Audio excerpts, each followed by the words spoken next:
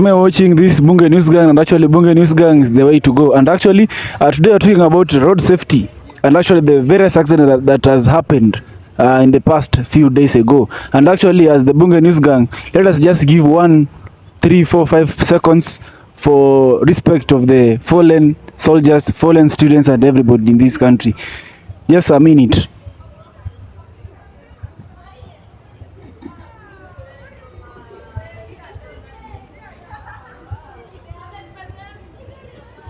Okay, guys, let their soul rest in peace. Okay, so we'll start from my left hand side. Just say your name, then what's your thought concerning the various accidents that's happening in this country. Just say your name, then we'll continue by that. Let's start from the left hand side. Okay, thank you, my brother. I'm called Asintur 10 from Butula, as usual. And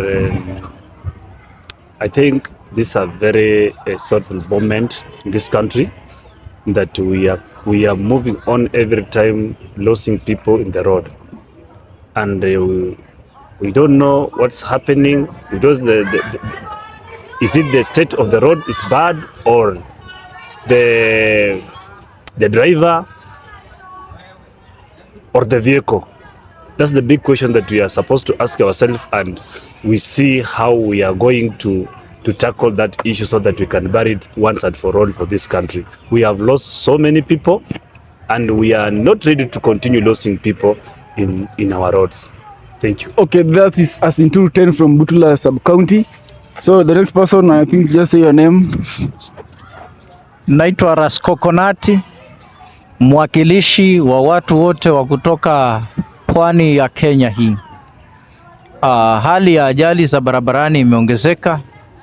Ni hali inayozidi kuhuzunisha mioyo ya wazazi, mioyo ya wanafunzi, mioyo ya kila mtu. Kwa hiyo karibuni, bado utaendelea kuongea zaidi. Okay.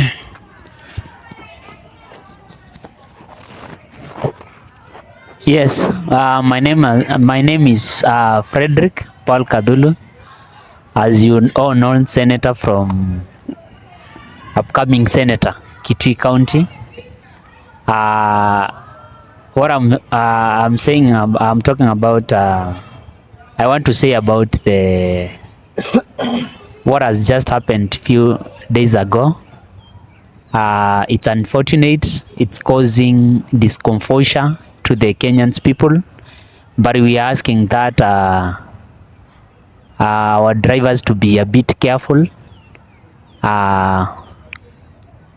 and just to follow the precaution measures and safety measures which are put in place, so that we may continue saving more lives. Thank you.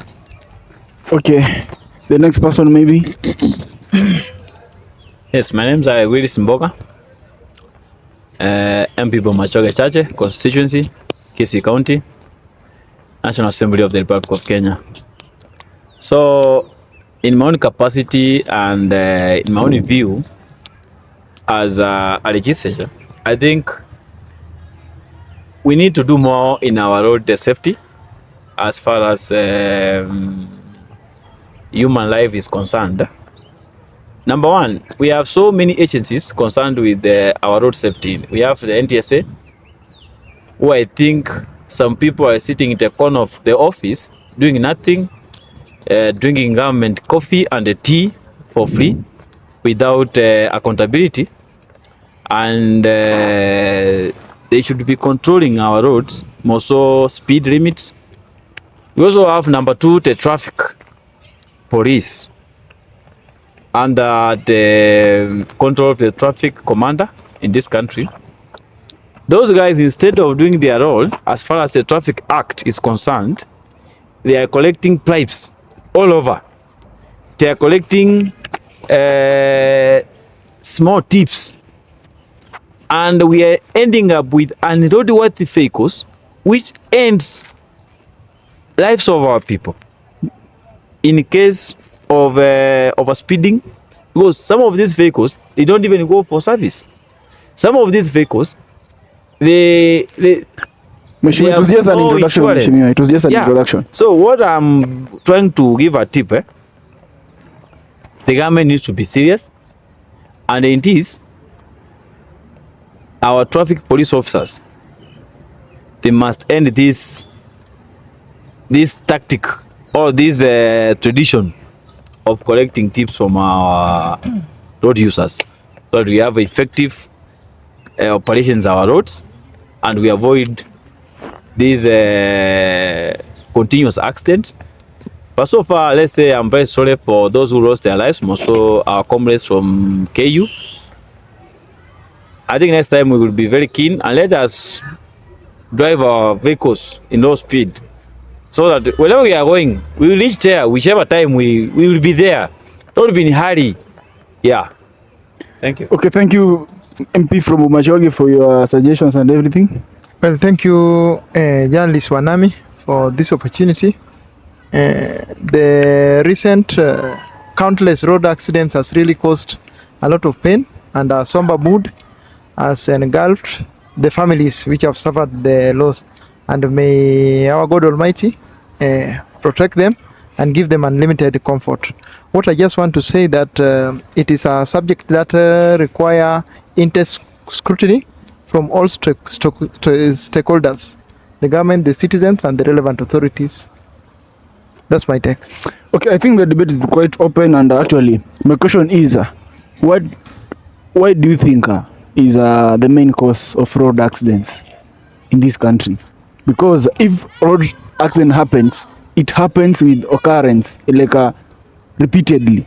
You know, we expect at least one accident within a week or maybe like that. So what do you think is the main cause of that? First, may I correct you? We don't expect any accident. It should be not even be it should not be an expectation, because this entails losing of lives. You know, life is precious. Okay, these people who have died, they are people who are needing from them. It should not something which should not even be. It shouldn't even be expected. What I just want to say is that there should be that issue of the alcohol. I don't know where it went to. It used to play a very pivotal role. So according to you, yeah, accidents are caused by most alcohol users. No, absolutely. And again, overspeeding, just as my colleague has said.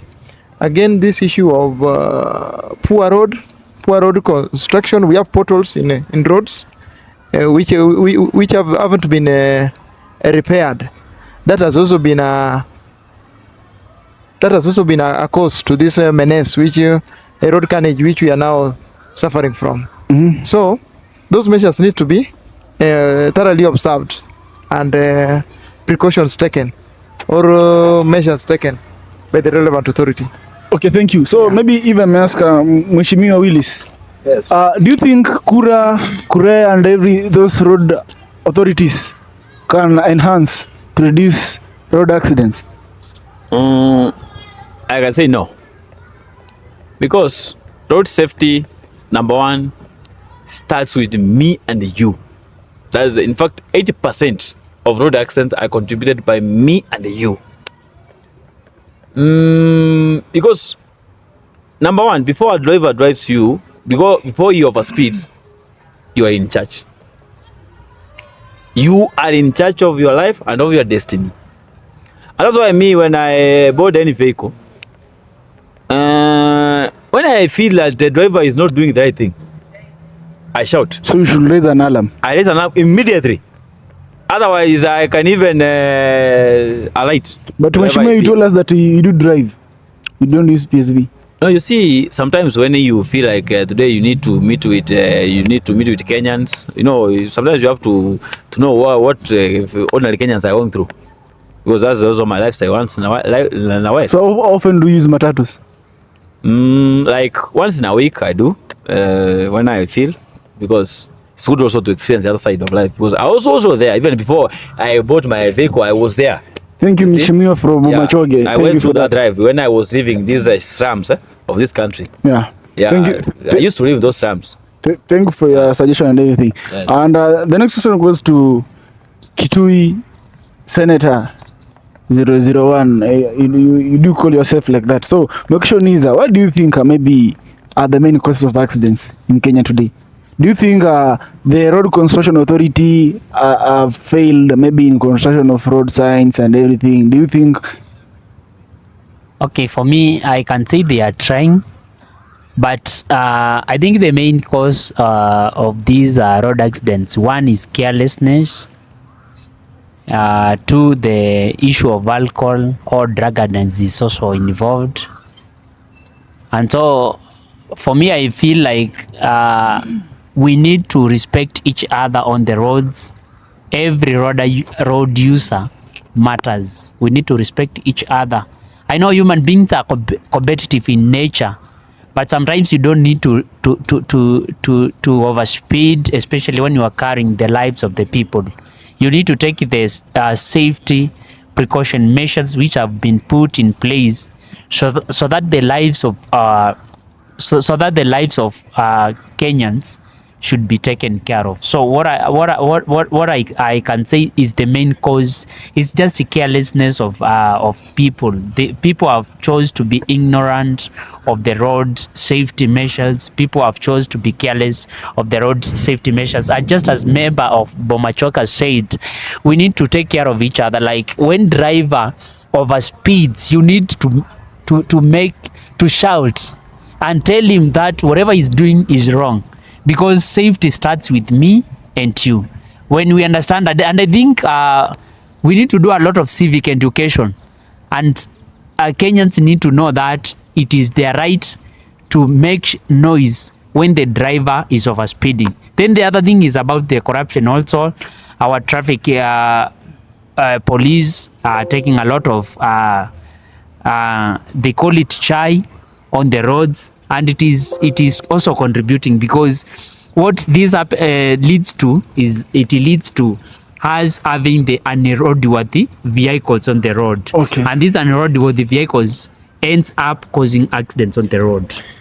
Okay, guys, we're talking about the various causes of accidents that is happening in this country from, let me say, 15th of this March 2024. We have various accidents that has happened. The recent past 11 people, students from Kenyatta University. We have one of our brother called Branchira, and we have I think another accident along Thika Road. So 13 people, around 15 people have just passed away. So what's your thought concerning that? And we have here our members who are giving us various points and various objectives that the government can do so that to reduce this accident that is happening in this country. And maybe if I may ask the next person, in the recent past we have seen different companies, transport company, let me say buses or everything, like Coast Bus, we have seen government cancelling its license to operate, because in the recent past we have seen each accident that is happening, you can see maybe it's Coast Bus, like,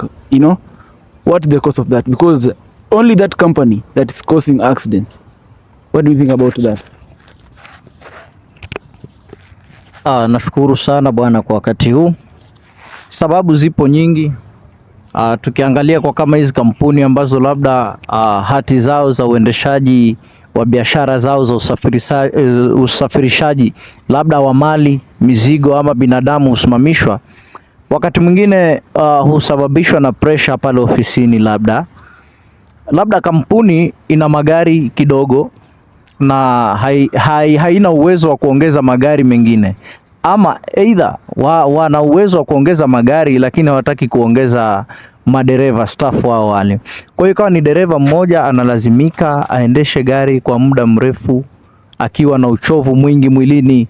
Kwa hiyo ikabidi labda tuangalie safari ya kutoka Busia mpaka Mombasa ni masaa mangapi mfano. Sasa dereva atoke Busia aje mpaka Nairobi, apite aende mpaka Mombasa, siku inayofuata awe njiani kurudi Busia.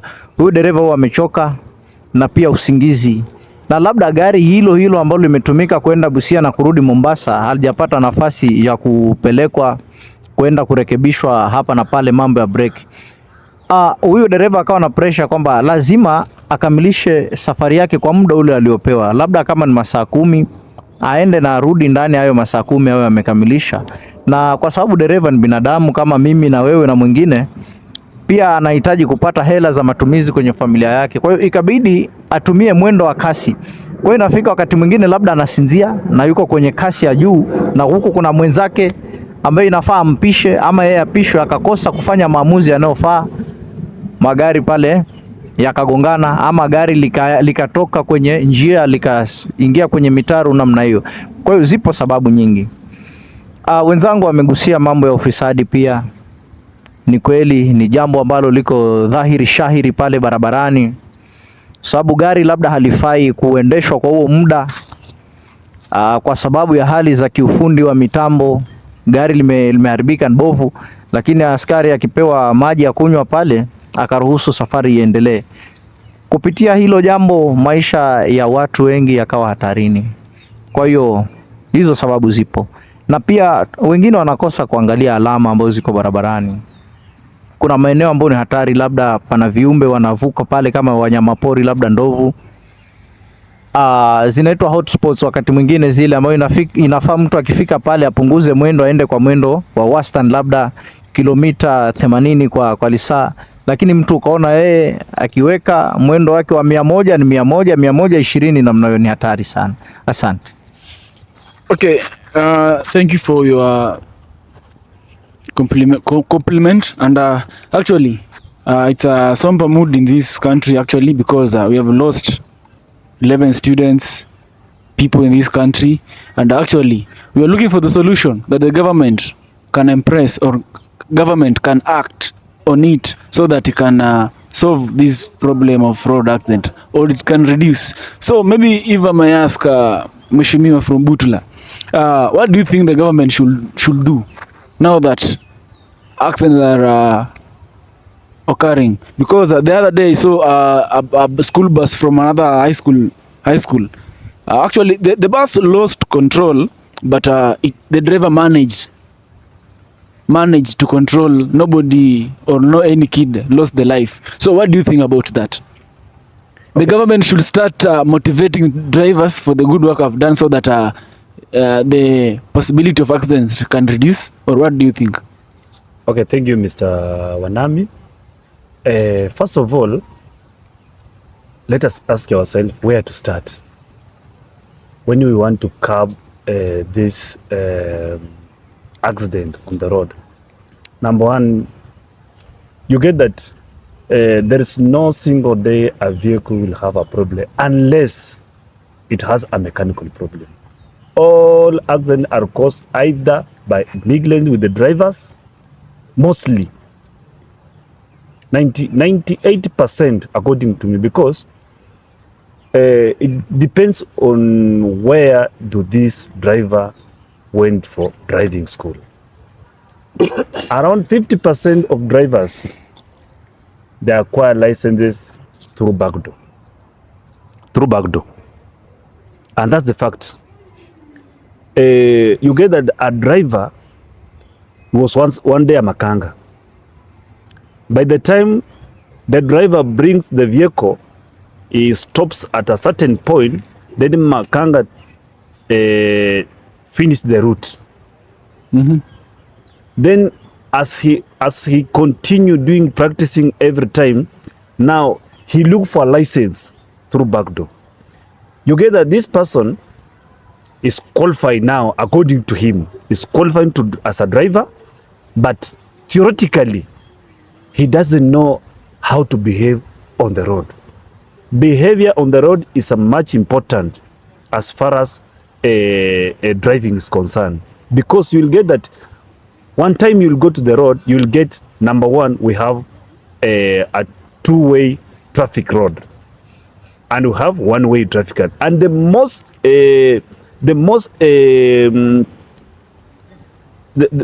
most accident usually happen on a two-way traffic roads, because two opposite roads are using the same road, separated by the yellow line. At this era, Yeah. Most of them. Yeah. Even this, not Mombasa. Mombasa, it's a one way. Where when you are heading to Mlolongo, you're using one way. Uh-huh. So you get that by the time this person is overtaking, he has not been taught how he's supposed to overtake. He's just, without seeing the road is clear, he's just overtake another this end up hitting another opposite direction road. So my urge is to the government, through the Minister of Transport, Mr. Murkomen, let us go back to the driving school. Let us come up with a law that actually is going to differentiate between the backdoor license and the systematic license, because you get that most of drivers, especially for public service, they are drivers from quack roads, let me call like that. Those are quack drivers, and it has cost so many lives in this country, and nobody is bothering.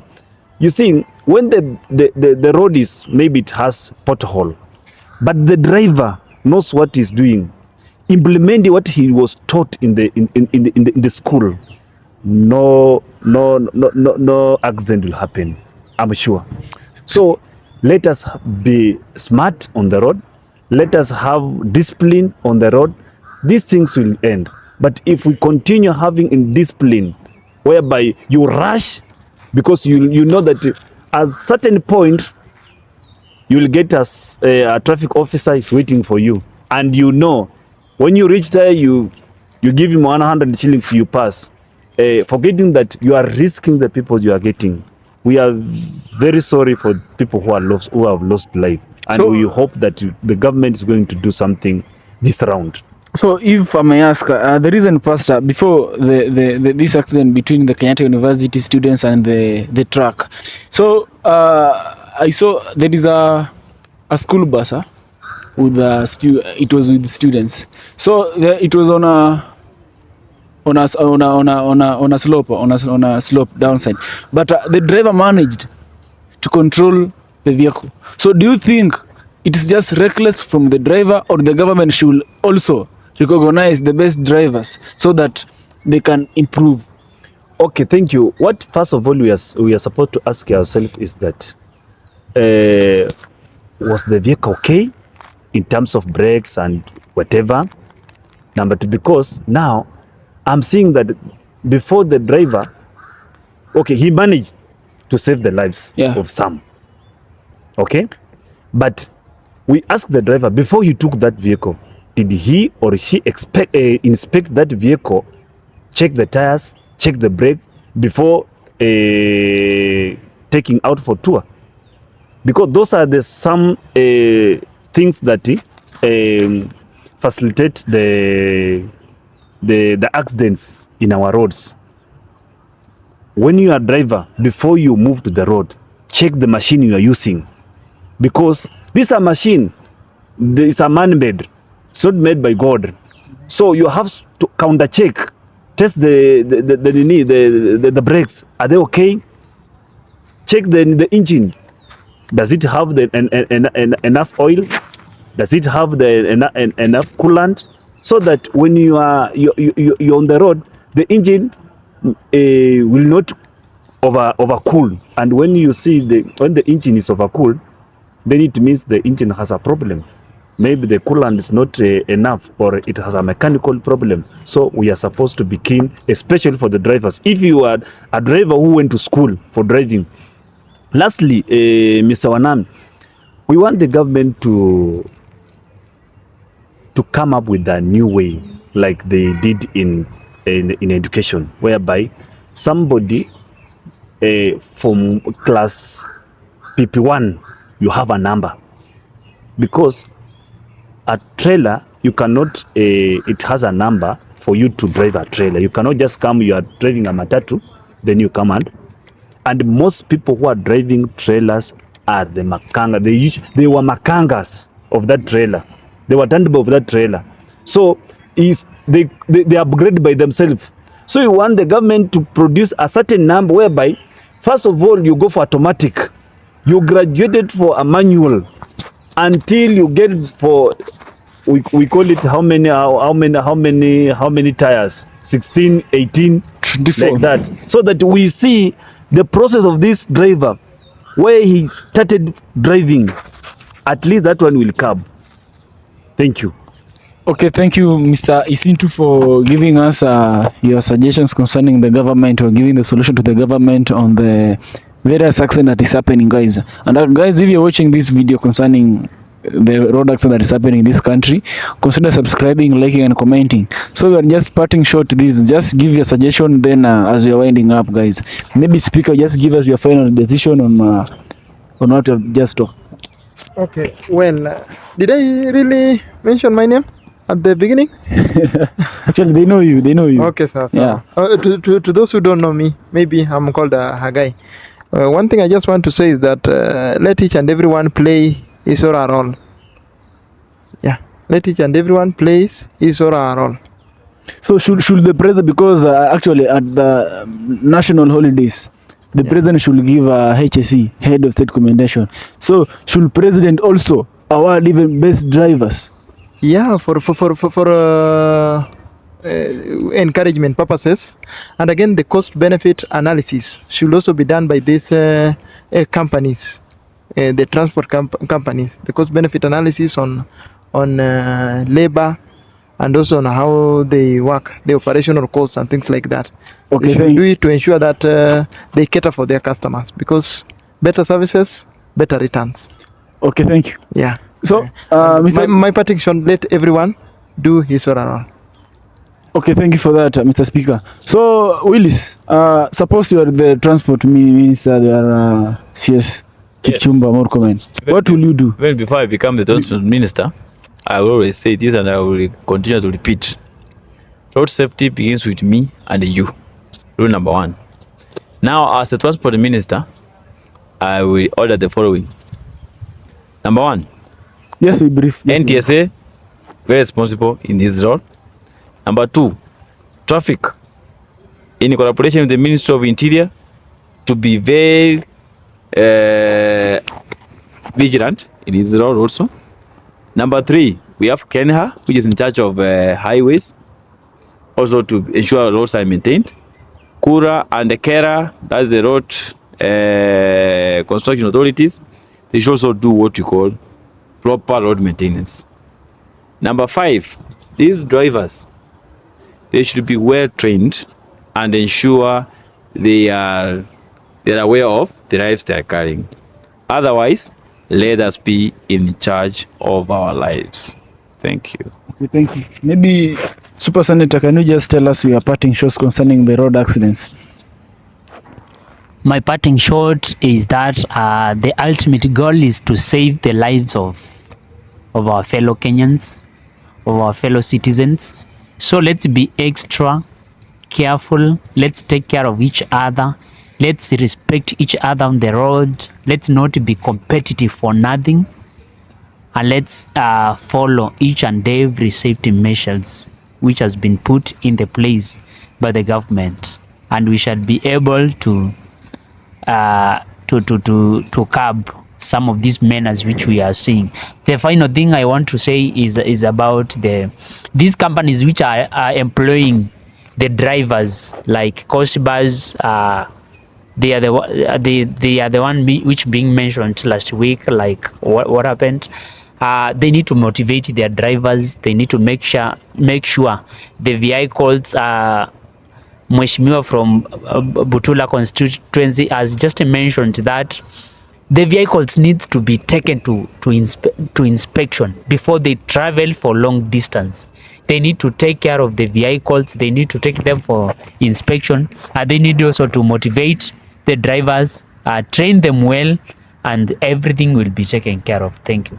Okay, thank you. Maybe the last question if I may ask. Suppose you're driving from maybe Machakos County to Nairobi using maybe your Mombasa Road, and you're driving, you have your fellow members of parliament from Butula, yeah, and maybe a kid passes across the road. What should you do maybe? Yeah, first thing is to save the life which is ahead of you. That's the first rule of a driver. You're at a high speed, huh? You're at a high speed. You should. And from nowhere, because I'm being told, the life of Brian Chira, who just passed recently, he just went across the road and the car is coming very fast. Yeah. Yeah. Yeah, there are things which are... Suppose you're at a speed of 240 There are some of the things which are unavoidable, but as a driver you should try as much as possible to save the life which is ahead of you. Cannot on a highway. Sometimes Yeah, sometimes you cannot control. Flyovers should also be constructed at some spots. Flyovers and also.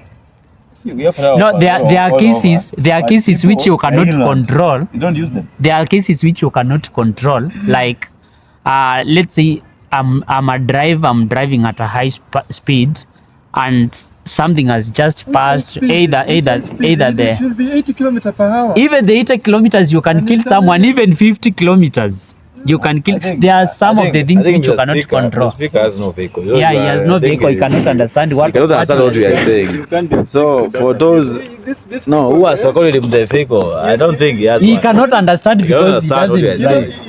So some of us we Even are at using 30 such kilometers, machines. you can You even can see. tell. I don't expect bringing much debate because it's just wind up. It's a very serious issue. It's a very serious Don't issue. allow people So I who don't don't own expect. vehicles Yeah. to talk about. Yes, how parting shot then as we wind up.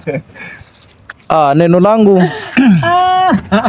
ni ombi kwa waziri wa usalama wa barabarani na uchukuzi, usafiri wa mizigo na abiria, na pia kwa makampuni yenye kutuajiri sisi madereva. Sisi madereva ni wazazi, sisi madereva ni mabwana za watu, sisi madereva ni raia wa nchi hii.